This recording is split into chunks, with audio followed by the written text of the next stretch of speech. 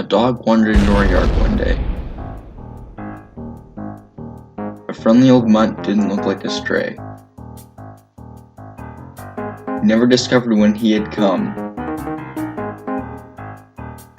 but we brushed him and fed him, and the kids called him Rum. Now, as a family member, even dogs must work hard, so we put Rum on duty next door in our yard. Bright-eyed and watchful by night and by day, but not much of a guard dog, I'm sorry to say.